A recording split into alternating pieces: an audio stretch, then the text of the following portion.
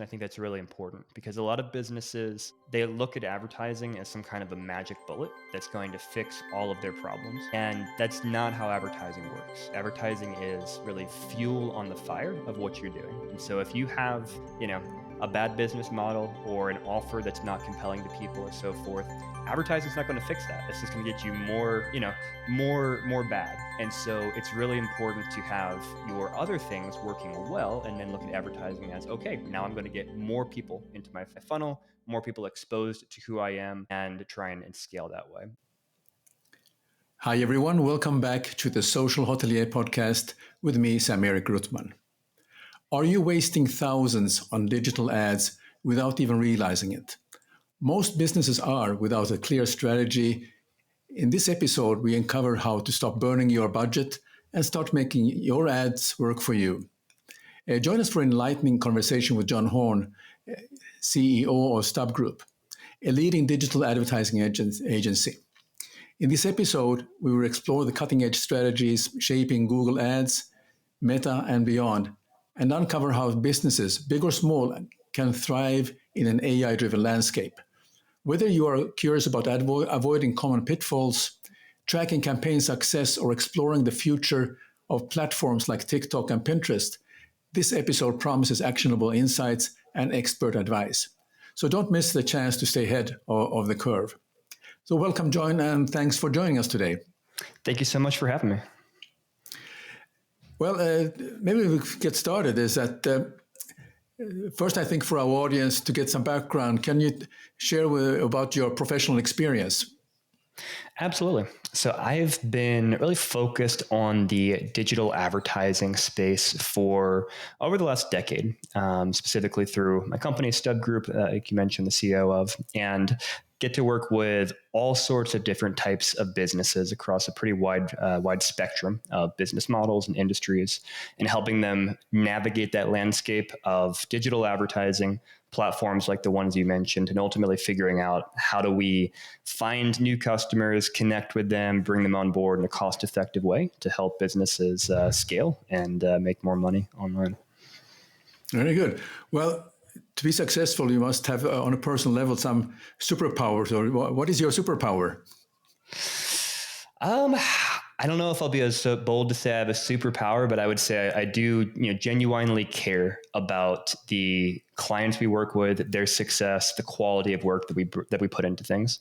And I think that's incredibly important, especially in the agency world that I'm a part of, is just not looking at each client as, hey, just another paycheck or, a squeaky wheel you've got to put grease on, that type of thing, but truly caring and saying, hey, I want to partner with them and figure out how we're going to make them successful. And I think that's a very important thing and something I look for in all the team members that we bring on board to help our clients. Yeah. So you really believe in a long-term relationship and developing trust and working long-term with your clients to set them up for success. Exactly. Yeah, that's cool. What are some common pitfalls or mistakes businesses make when managing Google Ads campaigns, and can you maybe give some examples on how can they avoid them? There are many. I would say one of the most common ones I see is, especially when advertisers are getting into Google Ads or deciding to test it, and that is just not thinking through what is success going to look like and really having a strategy in place when they go into it. A lot of businesses take more of the approach of, hey, let's throw a bunch of stuff at the wall and see what sticks. Yeah. And, to a certain extent, sometimes you need to do that. But when you go into any platform, whether it be Google Ads or anything else, you need to optimize your chances for success, give yourself the best leg up, so to speak. And so, you want to think through things like, okay, well, what does success look like? What am I trying to drive from these campaigns? What action do I want people to take? Is it calling me through my website? Is it filling out a form on my own website? Is it, showing up physically at my location? Things like that. And then you got to think through, okay, how am I going to track that and track as well as I can which of those actions are coming from the campaigns I'm running, so I can understand, is this working? Is it not working?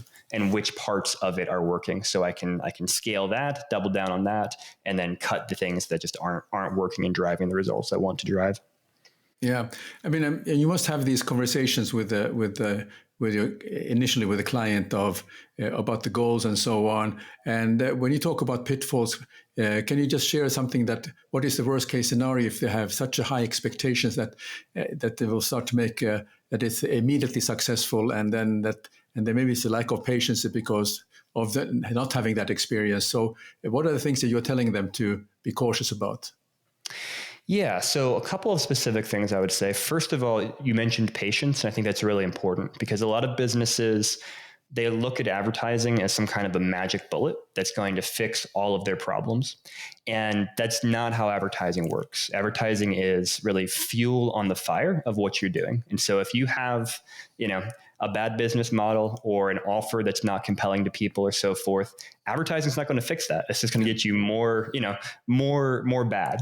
And so it's really important to have your other things working well, and then look at advertising as, okay, now I'm going to get more people into my funnel, more people exposed to who I am, and try and scale that way. So I think that's looking at advertising at that magic bullet is a big mistake. Yeah. I would also say another big mistake is coming into things and trusting. Well, let's talk about Google specifically. This is true of Meta as well, but Google in particular, trusting all of the best practices of the platform. So, that you can go and create your own DIY campaigns with Google Ads, for example, and Google will walk you through like, hey, here's, do this, have this setting turned on, etc.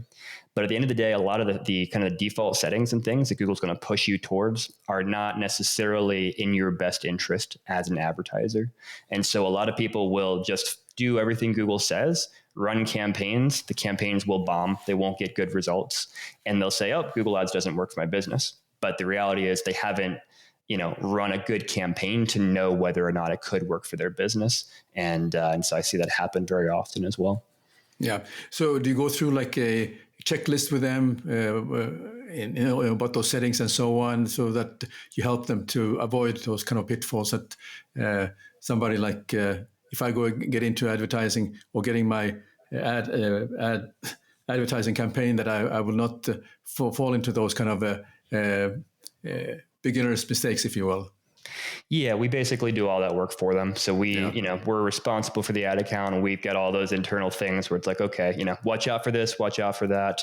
And then a lot of it's nuanced to their business. So, sometimes what is a best practice and is a good setting for this business is not a good setting for that business. And that's where that human element needs to come in and kind of analyze and say, okay, for your business, for your specific goals, this is the right, set of settings to start with, and then go from there.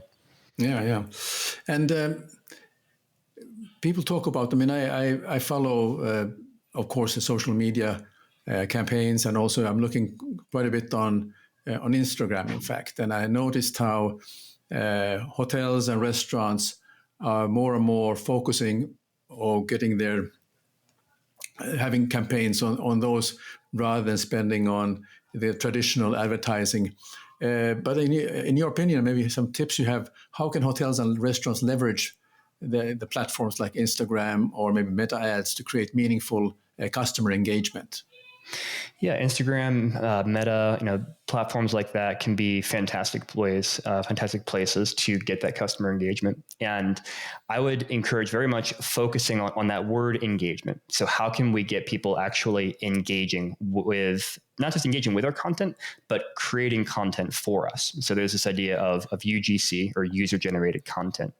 And there's lots of different creative ways that brands can encourage people to, take photos, share experiences about their experience with the brand. So here's a good example.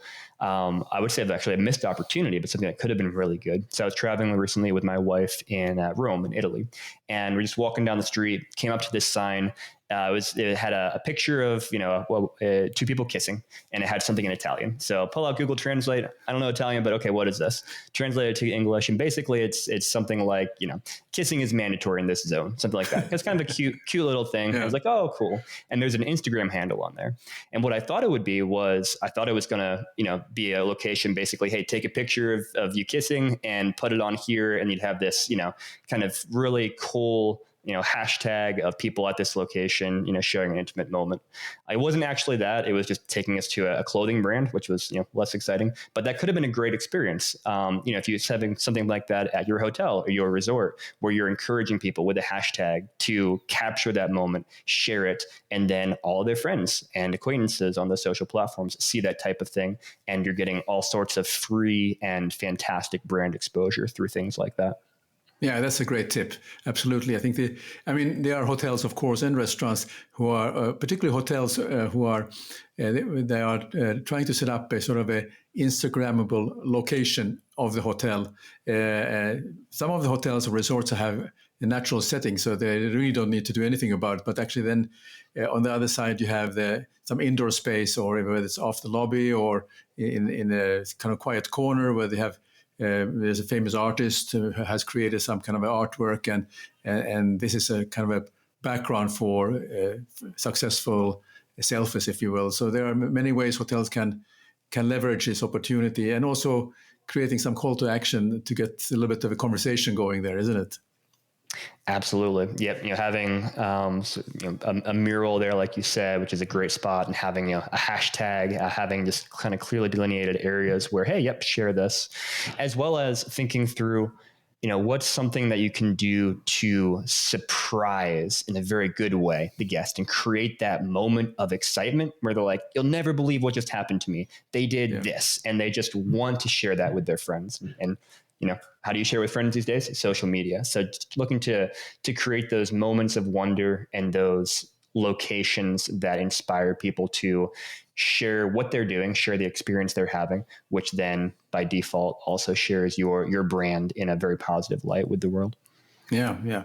I'm not putting a plug here for a friend of mine who's wrote a book, but he wrote a book called Audacious. So he's talking about a moment of awe, and what you can, which is exactly what you're talking about. But and while I'm reading through the book, as I do at the moment, there is so many examples that you can be very bold and do things so differently that it creates a surprise moment, but with the awe that you actually feel compelled to share it with your community and your friends. So yeah, with the one thing which I'm struggling with is the search SEO tactics, and I really banging my head because I'm always looking for a way how can either for my particular YouTube channel or when I do any postings, how I can drive more eyeballs on my content.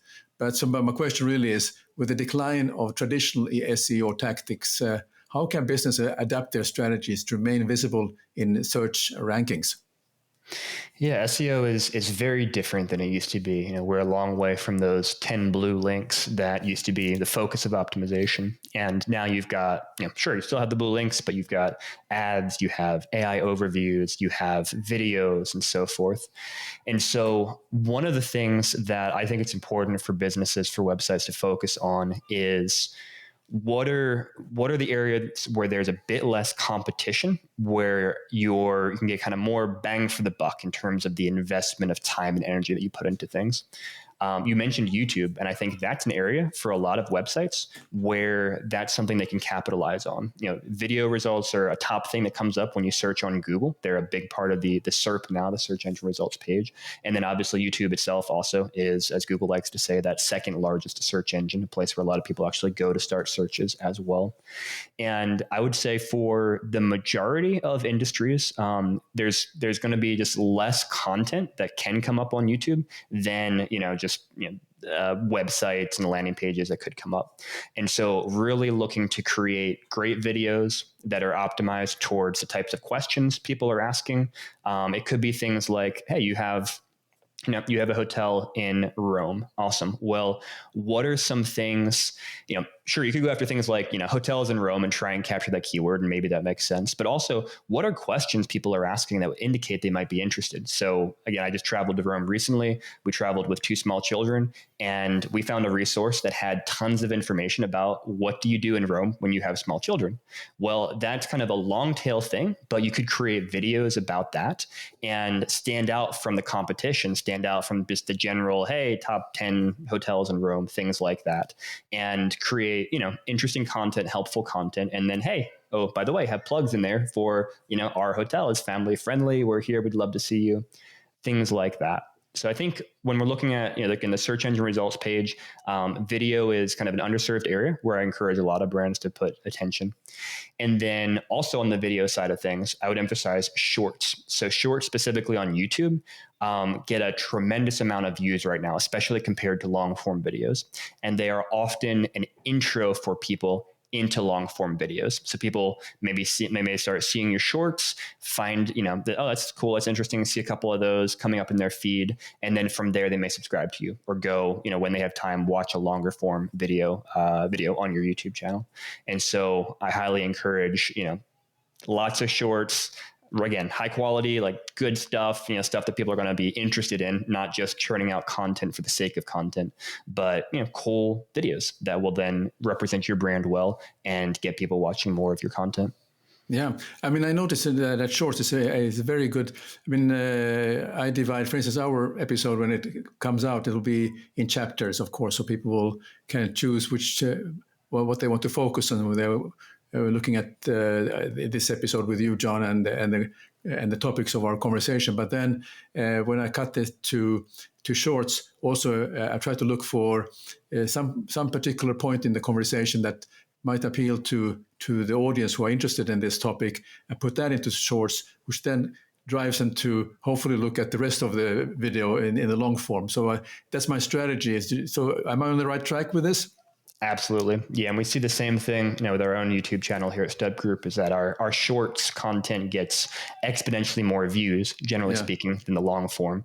And then that a view of your long form is probably going to be worth more than a view on your short because people are investing more time, but you can get more exposure and get kind of more people into that funnel, so to speak, by really emphasizing that short content. Yeah, that's a great tip.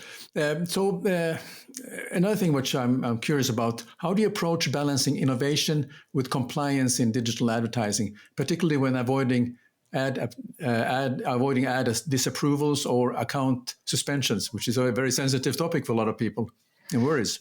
Yeah, and I'm glad you brought that up because we spend a ton of time thinking about policies, policy compliance here at Stud Group, and we actually help tons and tons of advertisers who've, accidentally violated policies or don't believe they violated policies, but still got flagged by Google or Meta or so forth, and helping them with those situations. And at the end of the day, there's prevention and then there's reaction if you have an issue. So prevention is always the best approach. And so for prevention, you want to understand as much as you can about the policies of the platform you're using. There are, sometimes there's obvious things, obviously, that you shouldn't do, but there's all sorts of different nuances where you could be like, hey, I didn't know I was supposed to have these policy pages on my website, or I didn't know I can't have a redirect in my URL, or fill in the blank. And so I strongly recommend to people, whatever platform they're going to work with, read through the policies as much as you can. And of course, I'm biased here, but ideally work with somebody who has the time and experience of looking through those policies, like an agency who does this for a living, and tap into their expertise as well to make sure you're not falling afoul of policies. And then if you do have policy issues, if you have disapproved ads or suspended accounts, things like that, then I always recommend very kind of systematic looking at what's going on and trying to identify how to fix the problem and prove to Google or to Meta that you fixed the problem. Because what a lot of businesses will do, they'll get a flag or a suspended account, for example. And the first thing they'll do is they'll go to Google, be like, hey, we didn't do anything wrong. Tell us what we did wrong. We'll fix it. And then, we should be good to go. And that's just not how Google operates. They don't tell you what you did wrong outside of, pointing you to kind of a vague policy. And what you do is you submit that appeal and Google just says rejected. And now you've used up your first appeal and you're in a worse spot than you were previously. And now you're like, oh, now I've wasted a week of time and so forth and so on. And so you really want to take it very seriously and say, okay, what could possibly have gone wrong? Look through your account, look through your website, try to make everything perfect is how I put it. And then be very, very specific in any appeals you submit to the platform, explaining what you've done to fix any potential problems. approaching in a very respectful manner, not yelling at them, because that's not going to improve your chances of success, and approaching things in that manner. And it doesn't always work. Sometimes there's all sorts of things that go into suspensions policy stuff, but that approach definitely increases your chances of having a successful outcome. Yeah. Can you give some examples without mentioning names of brands or companies, but give some incidents that you have experienced or seen, which are some of those issues that they should be aware about? Yeah, I could talk all day about this. Couple of examples. So we had a business. They'd been on Shark Tank, actually, a very reputable, significant sized business, and their ad account got suspended. No idea why. Google wasn't helping them. We dug into things with them, and eventually we figured out what was going on, which was they, a couple years previously, had changed their domain from one thing to another thing. And they weren't doing anything wrong in their account. They weren't advertising the old domain that no longer worked, but they had paused ads literally from years ago in their ad account. And they didn't realize that Google still crawls paused ads, even though you're not running them, even though it may be years since you've run them. And they caught like, hey, there's a redirect. This domain redirects that domain, which is against Google's policies. And so they suspended the account. And it seems simple, but again, they had no way of knowing this. Google wouldn't tell them what the problem was. It didn't say this is why. And so, had to dig in and figure that out. So that's an example. Another example would be, we've seen lots of things in the franchise space. So you might have a franchise that is, a fully legitimate franchisee of a franchisor, and they have their website. And on their website, they have the franchise logo. The domain is, similar to the franchisor. It's like, name of company in Boston, Massachusetts.com or whatever. But what Google does is they see this and they're like, oh, you're suspended for unacceptable business practices because we think that you're mimicking this other website and pretending to be them. And now you have to go and prove, no, like we're a franchisee, we have permission to do this. We're not misleading anybody, but because of the way that Google systems work, things like that get flagged all the time. So there's two examples. We could probably spend all day talking through it, but yeah, I've kind of seen everything under the sun to some extent in terms of Google's suspension trigger figure, so to speak. Yeah, well, those are great examples. So it's very good.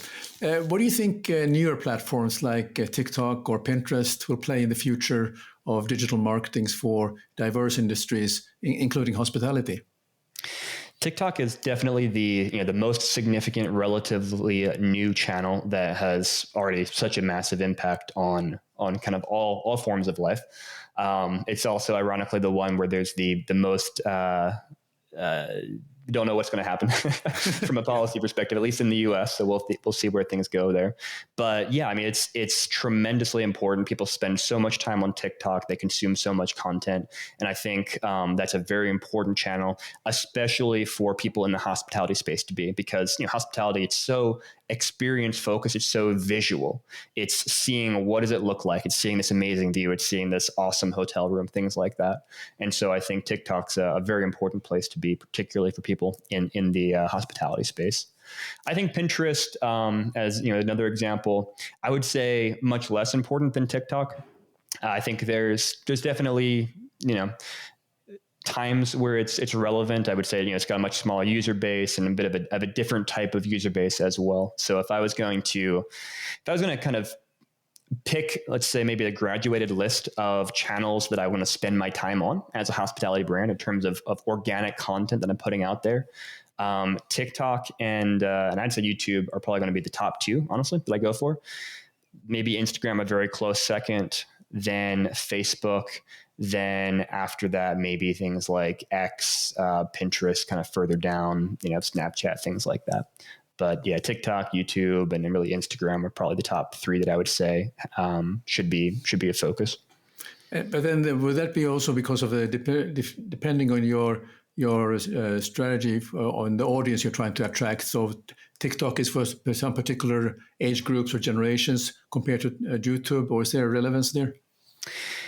I would say, in the earlier days of TikTok, it definitely skewed much towards younger people. I would say at this point, there are tremendous numbers of every age of person on there. So I don't think it's nearly the young person's platform exclusively that it was previously. I do think that there is a higher percentage of young people on TikTok than other platforms. So while whatever age range you're going after, you're going to find them on TikTok. Definitely if you're going for a younger age range and you're only picking, let's say one channel to really focus on, then TikTok is often going to be, I would say, one to focus on. Again, if you're willing to deal with the instability of what might happen with that platform and what that's going to look like in the future. Yeah, absolutely. But would there be the TikTok campaigns would be a little bit more outrageous and into your face compared to maybe a YouTube, or is there any difference in your opinion, what you have seen?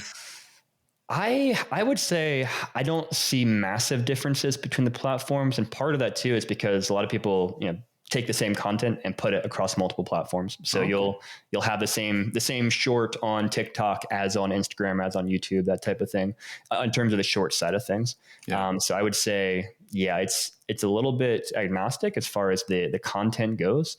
And it's just more of, hey, some people are spending their time on TikTok versus watching Instagram Reels versus YouTube Shorts, etc. Okay. Given the rapid evolution of algorithms on platforms like LinkedIn, what strategies can content creators adopt to maintain engagement with their audience? Because I have a first-hand experience with LinkedIn as I went live, and in the beginning, a few years ago, I got a lot of distribution and a lot of eyeballs to see the content, and suddenly they dropped and I thought, well, what's wrong with my content, or what did I do wrong? So, have you noticed the change yourself with and maybe with your clients? Yes, there's absolutely that impact of, hey, something's working well, and then, like you said, okay, things drop off the cliff, and we haven't done anything different. Why? And so, the algorithms they give and take away, so to speak. Yeah. My recommendation to content creators is always going to be, relatively foundational. Of put most of your focus on the quality of the content you're creating, less on the algorithm, because at the end of the day, the algorithm's goal is to share content with people that they find interesting and relevant and spend time with. And so I see a lot of businesses, they spend all their time just chasing the algorithm. And sometimes they get short-term wins from that, because it is possible at times to game the algorithm and to figure out, oh, you know what, it likes this kind of very unique content at this time of day or whatever. But generally speaking, those types of things don't last for the long term, because the algorithm, everybody's looking for that gaming. They're saying, okay, it's being gamed in this way. Let's, put a fix in, that type of thing. It evolves. And so, it's a frustrating answer to somebody who was seeing the benefits maybe of the algorithm liking them and then seeing things drop off the cliff. But from my perspective, the best long-term focus is really focus on that content, making it as good as possible, making it relevant to people, and also diversifying across platforms, because there will always be that time where this platform changes. It could be temporary, it could be permanent. But if you're exclusively getting all of your traffic, all of your views, business from that one platform, then you are incredibly dependent upon that, and your business can literally go under if things change. Whereas if you are just creating great content, diversifying across multiple channels and ways people can find you, you're going to build more stability into your business model. Yeah, I mean, that's a great tip. That was just for thinking of, if TikTok were to disappear tomorrow, what platforms or strategy would you recommend business to pivot to, and why? So I think Google and Meta are both very much rooting for TikTok to go down, because I think they will see a tremendous increase in time people spent on YouTube and on Instagram and Facebook if people leave TikTok. I personally, like, TikTok is a very addictive app, but I think that I don't think people are necessarily I don't think it's as sticky as some people think. I think people just, they love that short form content, but they can get that in multiple places. Right now, TikTok is just where they are, where they find it. But if TikTok goes away, they'll find it on YouTube, they'll find it on Instagram, and so forth. And so I think those channels are what will significantly win if TikTok goes away. Yeah. Very good. I mean, you have a great deal of experience. I can hear in your answers and so on. What are some emerging trends in digital advertising that you believe that will have the most significant impact? Not talking about the years and years, but just looking ahead, how you see the trends and so on. The buzzword definitely is AI these days, and it's a buzzword for a reason. But most specifically, looking at things like ChatGPT, Perplexity, Gemini, seeing some changes in just the way people conduct searches, and more people starting their search and searching differently by going to one of those platforms as opposed to just going to Google and starting their search there. And we're seeing we're not at a place where Google's going away anytime in the near future, in my opinion, but we are at a place where Google has more of a challenge to their dominance of the search market than any time in a very long time. And I think that just the way that people search is what's going to change. So again, it's not that, they're going to a different search engine. It's that we're going more towards this kind of natural language conversation. Hey, go find me, here's the criteria. Go find me the 5 best hotels in this location that are family friendly, that are cheaper than X amount per night, things like that. Things that you just can't search Google in that way. You might, try and find a website that's got the kind of information and then go to there. Whereas now you might go to Perplexity or go to ChatGPT and literally define the criteria of that search and kind of engage back and forth with it. So I think that is going to be probably the single biggest change in digital advertising, digital marketing, the search world, just how people find information in the next, right now and in the next couple of years is going to be things like ChatGPT and Perplexity and so forth.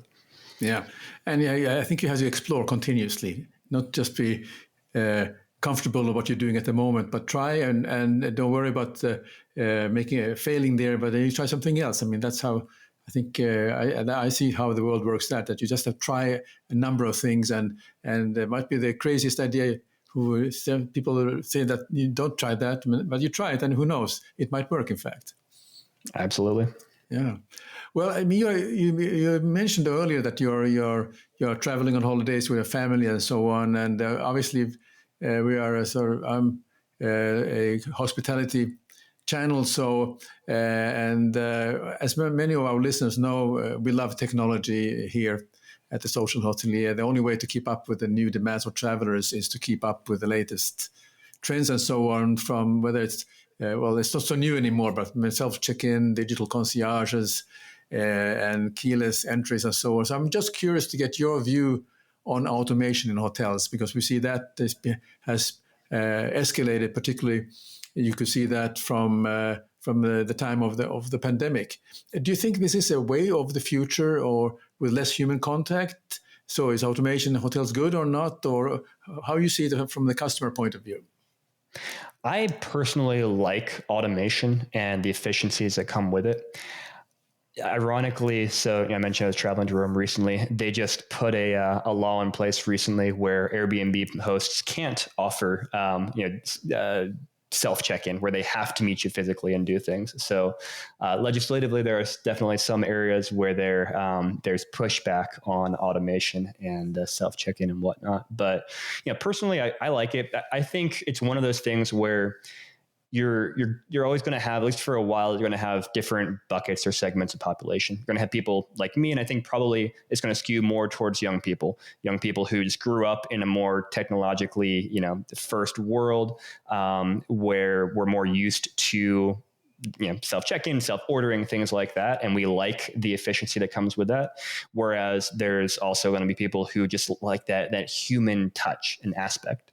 And that's something that they may be more used to as well. So I think probably generationally, as current youth grow up and become more the people who are spending the money on the hotels, spending the money on the stays, there's going to be more and more push and demand for automation, self-check-in, things like that. I think we're still at a place, right now where there are plenty of people who like that human touch, where it's maybe not 100% required.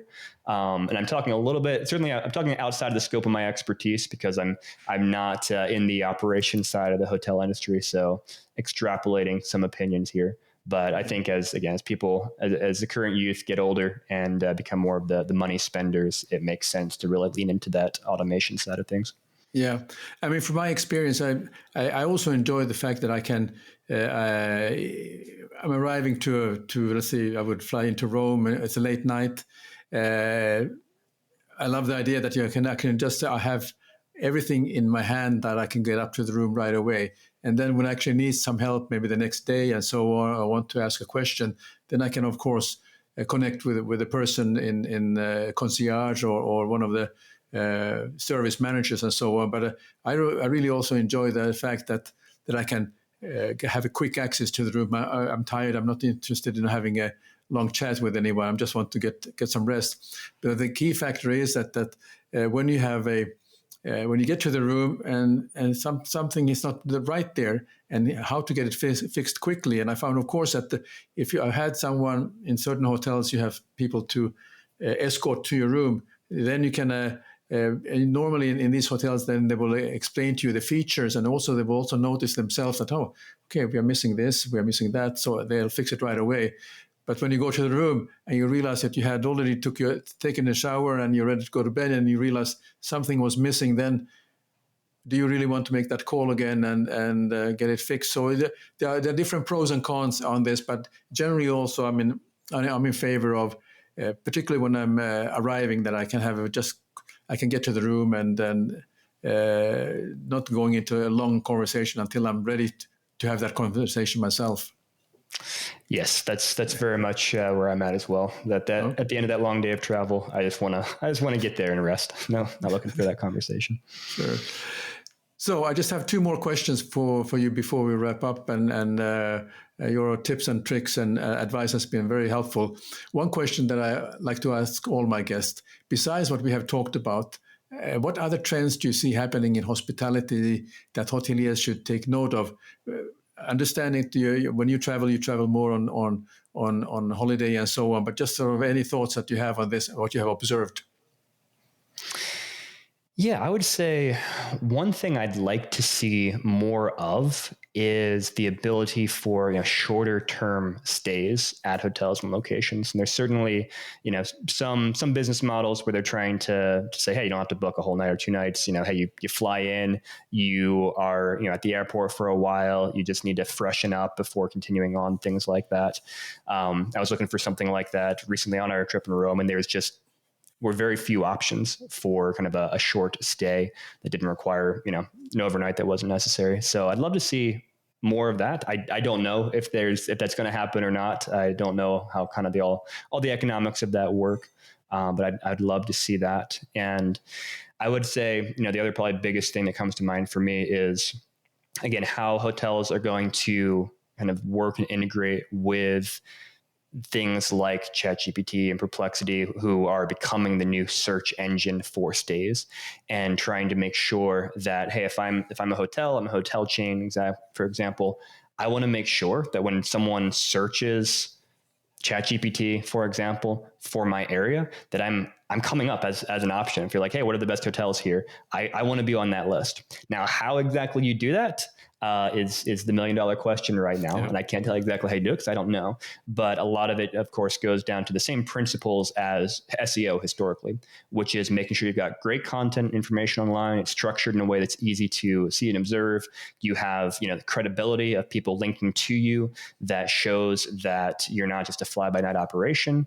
Having great reviews that you're collecting and displaying so that whoever is looking at you, whether that be the robots or that be real people, can see that you're a great place and you have a great reputation. And focusing on those foundational elements, I would say is really key for being a part of whatever the algorithm is, whether that be SEO historically, whether that be the new AI tools like ChatGPT and so forth. Yeah. I have quite a few of my viewers are hotel school students, and I was attending just last week event in Croatia, in Zagreb, and it's called Best Stay, which is done. They do it once a year, and at the end of this event, we had some hotel school students. They made a 5-minute pitch for some particular topic. And I was kind of thrilled to see a 17-year-old giving an extremely professional pitch about this, the topic, whether how to be a great front office manager or how to set up your career, and etc. And I was thinking now, since we had this discussion, we have maybe some of the viewers here is going to watch this episode.